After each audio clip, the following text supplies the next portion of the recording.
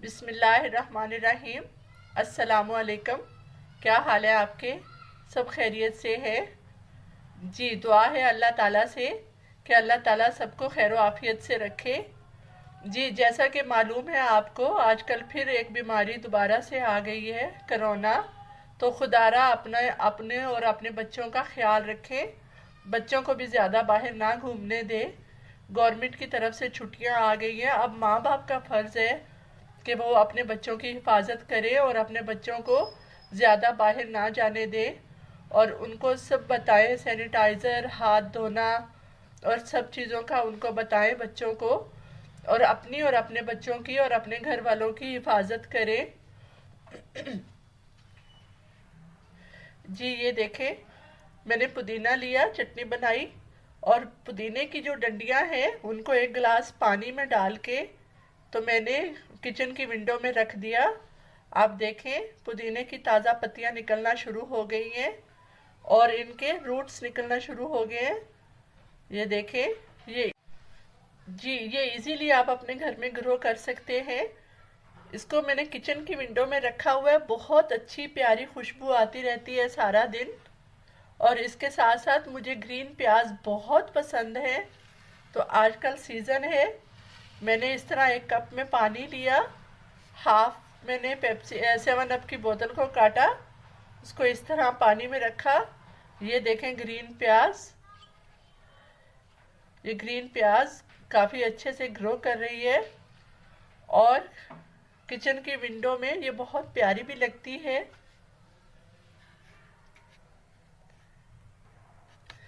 जी। आज आपी जी के किचन में आपको बताया जाएगा कब्ज़ का इलाज। आप यकीन माने, ये इतना अच्छा है, इतना अच्छा है। अगर आप 10 से 15 दिनों तक ये आप रेमेडी यूज़ करेंगे तो आप ये आगे दूसरों को बताने पे मजबूर हो जाएंगे। ये बहुत जी। इसमें सिर्फ 2 चीज़ें हैं।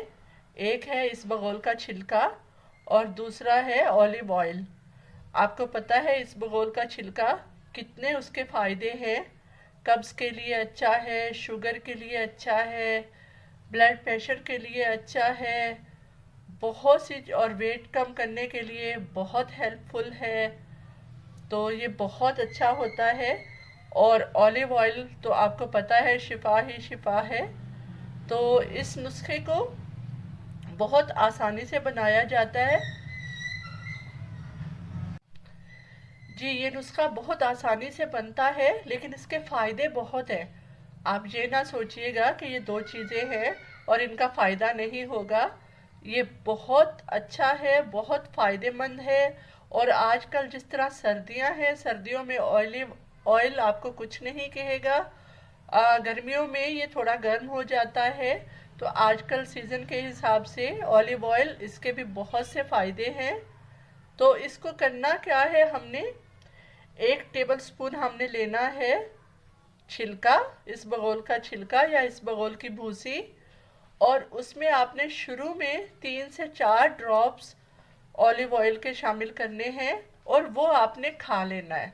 इसकी कोई टाइमिंग नहीं है। आप दिन में भी खा सकते हैं, शाम को भी खा सकते हैं, रात को सोने से पहले भी खा सकते हैं, लेकिन लेना रोज़ है। आहिस्ता आहिस्ता ऑलिव ऑयल की जो क्वांटिटी है वो बढ़ाते जाना है। मतलब पहले 3 ड्रॉप्स हैं, फिर 4 ड्रॉप्स हो जाएंगे, फिर हाफ टी स्पून। इस तरह करते करते आपने फुल टीस्पून तक लाना है। 1 टेबल स्पून इसबगोल का छिलका और 1 teaspoon olive oil. Table spoon आपने लेना है इसबगोल का छिलका और टीस्पून एंड तक आपने करना है olive oil.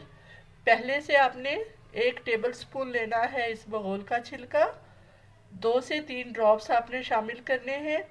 Aahista Aahista drops की आपने मिकदार बढ़ाते जाना है और फिर आपने 1 टीस्पून तक लाना है। तो आप ये रोज़ लें। इंशाल्लाह इंशाल्लाह आप दुआ देंगे और फिर आप जिसको ये नुस्खा बताएंगे तो इंशाल्लाह वो आपको दुआ देगा। तो जी, आज के लिए हमारे पास यही रेमेडी थी। तो इंशाल्लाह आपको पसंद आएगी اور اگر کوئی استعمال کرے اور اس کو فائدہ ہو تو دعا ضرور کر دیجیے گا ہمارے لیے، اور دعاؤں میں یاد رکھا کریں ایک دوسرے کو۔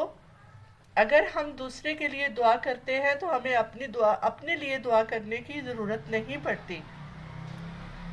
تو دعاؤں میں یاد رکھا کریں اور اپنا بہت سا خیال رکھیں۔ ملتے ہیں پھر انشاءاللہ کسی نئی ڈش یا ریمیڈی کے ساتھ۔ اللہ حافظ۔